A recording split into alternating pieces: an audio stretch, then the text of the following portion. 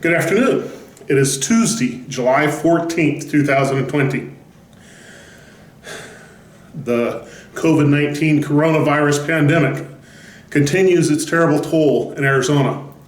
I learned of 2 more friends who are suffering with the coronavirus today. Fortunately, they're not hospitalized and it looks like they'll be okay. We'll wait and see. I've had many people ask me if this global pandemic is a sign that the end of the world is near. My usual response is to ask them, what do you think?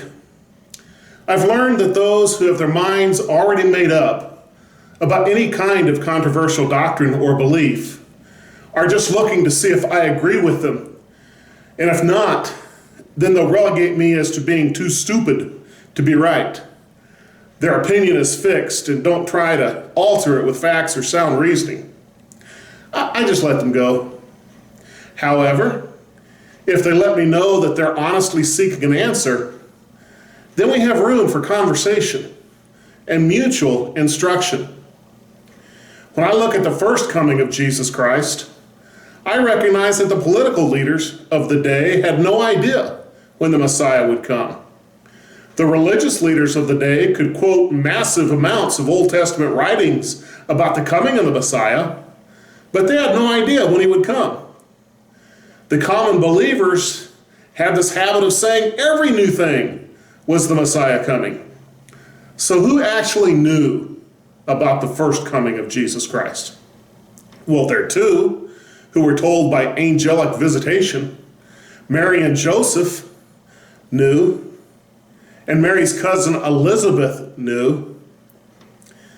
But there were also 2 aged believers who spent a lot of time in the temple fasting and praying, named Simeon and Anna.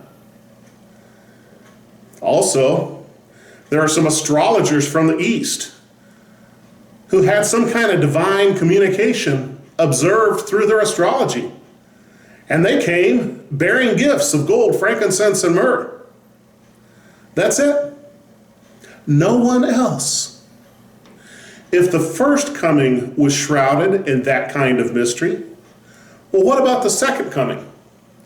Jesus says in Matthew 24, verses 36 to 39 from the New Living Translation, 2nd edition, however, no one knows the day or hour when these things will happen, not even the angels in heaven or the Son himself. Only the Father knows. When the Son of Man returns, it will be like it was in Noah's days. In those days before the flood, the people were enjoying banquets and parties and weddings right up to the time Noah entered his boat. People didn't realize what was going to happen until the flood came and swept them all away. That is the way it will be when the Son of Man comes. Sudden, unexpected, surprising. So what do we do? Jesus said in Matthew 24, verses 42 to 47, so you too must keep watch, for you don't know what day your Lord is coming. Understand this, if a homeowner knew exactly when a burglar was coming, he would keep watch and not permit his house to be broken into. You also must be ready all the time, for the Son of Man will come when least expected. A faithful, sensible servant is one to whom the master can give the responsibility of managing his other household servants and feeding them. If the master returns and finds that the servant has done a good job, there will be a reward. I tell you the truth, the master will put that servant in charge of all he owns. So what is Jesus saying? Keep watch.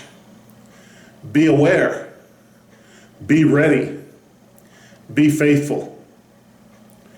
Are you praying? Are you reading your Bible? Are you attending church either in person or online? Be faithful.